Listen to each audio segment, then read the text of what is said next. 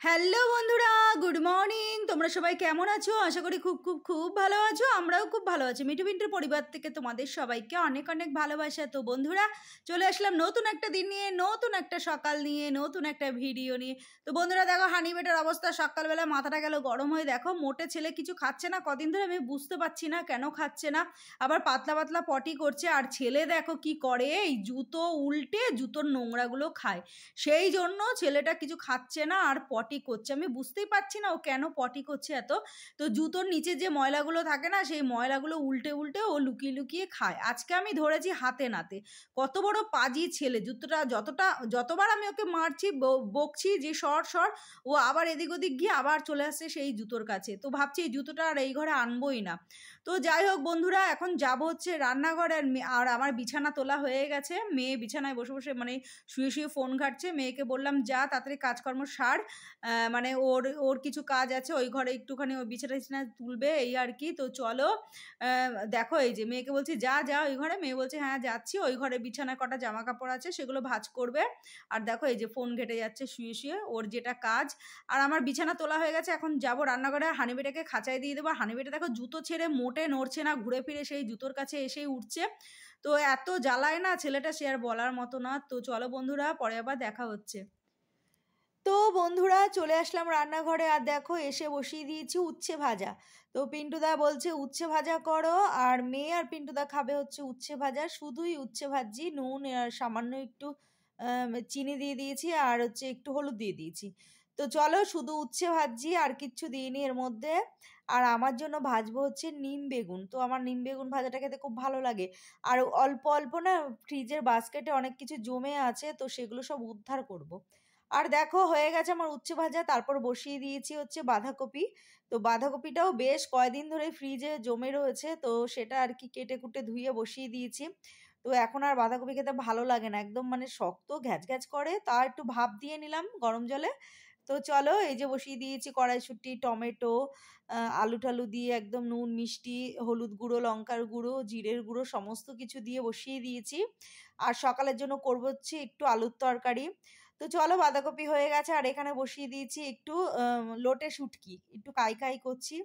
তো লোটে শুটকি হয়ে গেছে। তো দেখো বন্ধুরা, এখানে বের করে নিয়েছি কুল।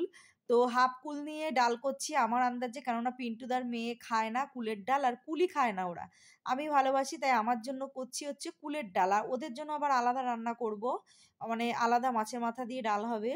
তো চলো, এটা নামিয়ে ফেলি। তো ডাল হয়ে গেছে, নামিয়ে ফেলেছি। আর দেখো এই যে কুমড়ো ফুল সকালে হাঁটতে গিয়ে নিয়ে এসেছিলাম, তো সেটা এখন ভেজে রাখবো। খাওয়ার সময় আবার একটু তেলের মধ্যে দিয়ে গরম করে নেব। তো এখন একটু ভেজে রাখবো, কেননা পরে আবার গ্যাস নোংরা হবে। তো কেননা আমি একেবারে গ্যাস ট্যাস মুছে রাখবো।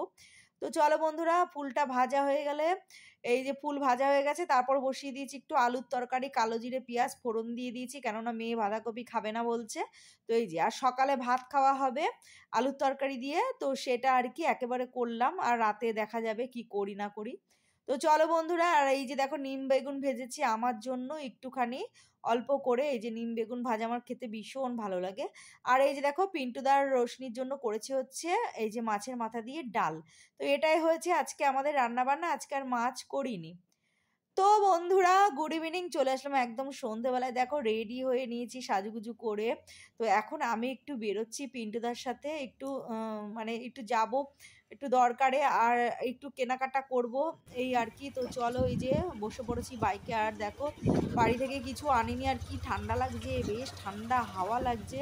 ঘরে ছিলাম বুঝতে পারিনি বাইরে এতটা ঠান্ডা। তো যাই হোক, টুকিটাকি কিছু কিনবো সেই জন্য বেরিয়েছি।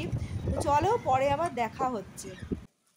তো বন্ধুরা, বাড়িতে চলে এসেছি কাজ সেরে। তারপরে দেখো কিছু কেনাকাটা করলাম। মেয়ে বলে দিয়েছিল আসার সময় কিছু খাবার আনবে আমার জন্য। আর দেখো এই যে ফুচকা নিয়ে এসেছি, টক জল, এই যে ফুচকা, আর হচ্ছে একটুখানি জলজিরা নিয়ে আসলাম 2-4 প্যাকেট, আর একটা চিপসের প্যাকেট আনলাম। তো চলো, আর এখানে আনলাম হচ্ছে একটু আপেল, আর হচ্ছে একটু শশা আনলাম, এই যে, আর একটু কলা আনলাম। তো এই আর কি। তো অল্প অল্প একটু কিছু মানে ফল নিয়ে আসলাম। তো যাই, ফল কেউ খেতে চায় না, তবু এনে রাখলাম ঘরে। আমি মাঝে মাঝে একটু খাই ঘুরে ঘুরে। তো এই আর কি। তো চলো, এগুলো সব বাস্কেটে গুছিয়ে টুছিয়ে নিই। আর রাতে দুটো রুটি খাবো।